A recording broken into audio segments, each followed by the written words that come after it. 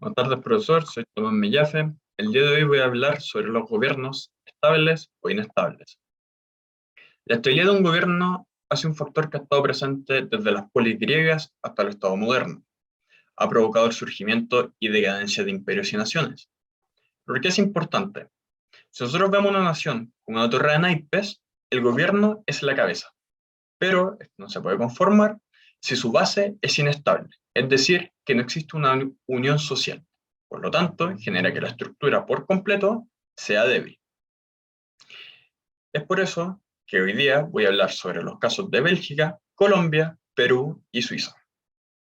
También yo me llevo por la definición de Montero el 2012, el cual afirma que la gobernabilidad es básicamente, en pocas palabras, la capacidad de actuar que tiene un gobierno. En cambio, la ingobernabilidad surge a raíz de una crisis el cual el Estado o el gobierno no puede responder. Por eso el objetivo de este trabajo es explorar y analizar los distintos determinantes que inciden en la gobernabilidad de un gobierno.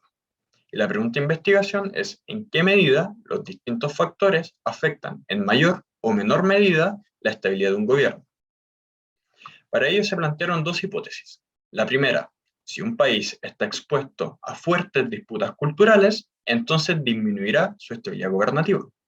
Como segunda hipótesis es, si un país destina un alto gasto público, entonces tendrá mayor probabilidad de ser gubernamentalmente estable. Con respecto a la revisión teórica y empírica, hay tres aspectos generales a considerar, siendo el primero la parte externa, es decir, lo que no influye, lo que no es directamente del país, como lo pueden ser las crisis económicas o las guerras. Luego tenemos el gobierno.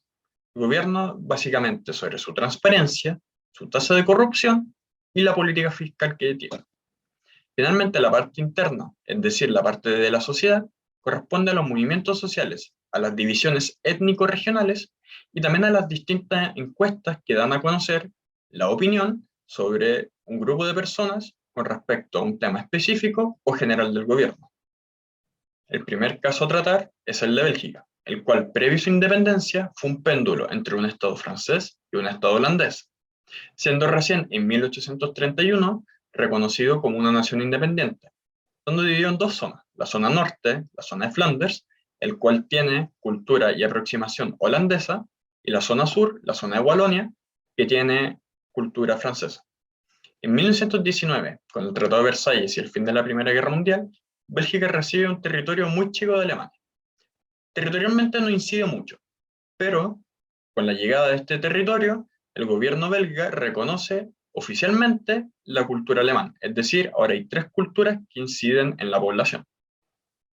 Finalizada la Segunda Guerra Mundial ocurre el único hecho de inestabilidad tanto social como político que ha tenido el régimen, siendo que cuando regresa el rey de Bélgica, la gente veía su abstención debido a que durante la guerra se rindió ante los alemanes y queriendo evitar lo mismo de 1914. Pero ¿cómo se relaciona el estudio? Primero está la división y la rivalidad cultural, siendo principalmente entre la cultura holandesa y la cultura francesa. También podemos ver la presencia de un factor externo que generó inestabilidad, es decir, una guerra. También el rey y el parlamentarismo. ¿Por qué? Porque el rey funciona como un ente unificador, un ente neutral entre los walones y los de Flanders, y el parlamentarismo permite tener mayor participación política de ambas zonas en el gobierno.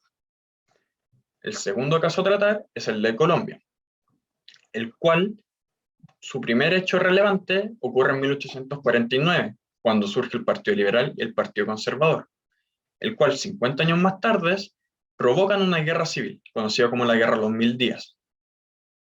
Después, entrado al siglo XX, en 1946 hasta 1957, una época de caos en Colombia, a raíz justamente de estas disputas políticas entre el Partido Liberal y Conservador. En este periodo de tiempo hay dos hechos interesantes.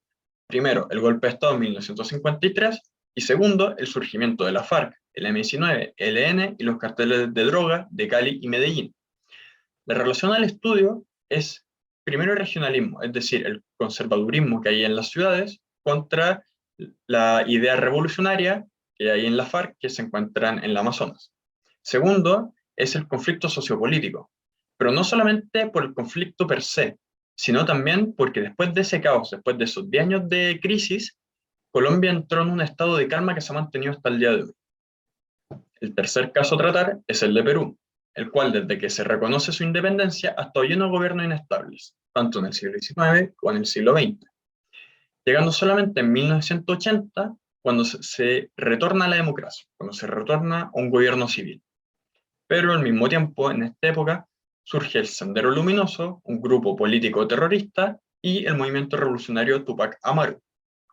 10 años más tarde, en 1990, es electo el presidente Alberto Fujimori, el cual en 1992 declara un autogolpe y 8 años más tarde se postula inconstitucionalmente a una tercera elección. Luego, entre el 2000 y el 2020, Perú ha sufrido 5 rotaciones, entendiéndose entre gobiernos destituidos y gobiernos transitorios. En relación al estudio, es un poco lo mismo que en el caso de Colombia y Bélgica.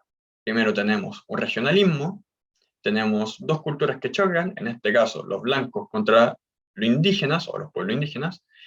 Tenemos también la presencia de un caudillismo y de violencia sociopolítica. Sin duda, Suiza es el país más estable de todos.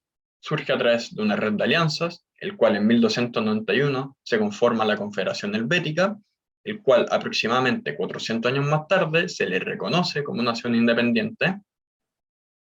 Luego, con la llegada de Napoleón en 1798, se instaura la República Helvética.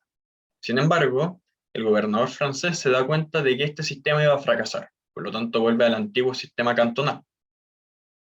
Posterior a eso, en 1847, ocurre el único hecho en el cual el gobierno suizo se ha visto envuelto en algún caos sociopolítico, es decir, en una corta guerra civil y religiosa entre los cantones protestantes y católicos.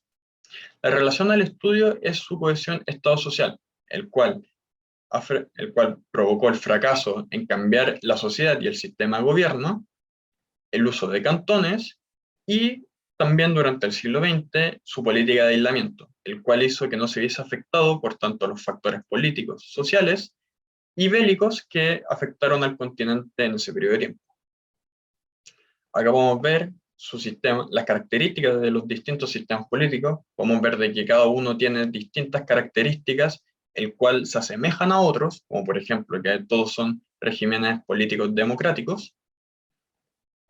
En el presente trabajo se ocupó el diseño de sistemas de máxima semejanza, ya que el fenómeno a estudiar difiere en los distintos casos, por lo tanto, los factores controlados deben ser semejantes.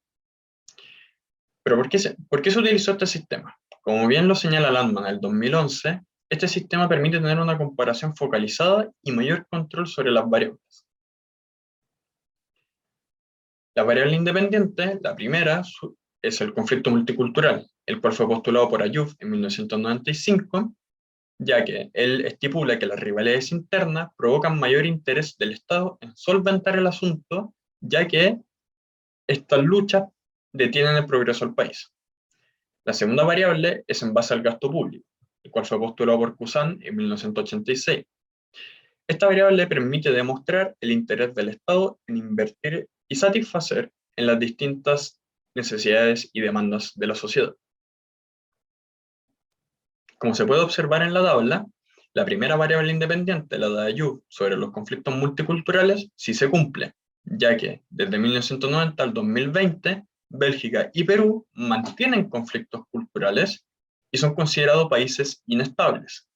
Caso contrario es el de Suiza y Colombia, que en el mismo periodo de tiempo no poseen conflictos multiculturales y son considerados como países estables. Por la otra parte, con respecto a la variable de Cousin sobre el gasto público, no se cumple, porque el que tiene mayor gasto público, siendo Bélgica, no es considerado estable.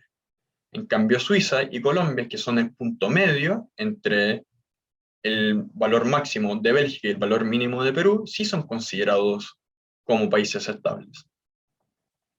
Por lo tanto, se rechaza la hipótesis nula de nuestra primera hipótesis, no se rechaza la hipótesis nula de la segunda hipótesis. También abre la posibilidad de investigar sobre el mal gasto y la corrupción, ya que podemos ver de que los polos sobre el gasto lo tiene Bélgica y lo tiene Perú, países inestables. También los países que mantienen disputas culturales son considerados inestables. Y finalmente hay que considerar de que no se descartan las variables, más bien deben abordarse de manera distinta o en casos distintos. Muchas gracias.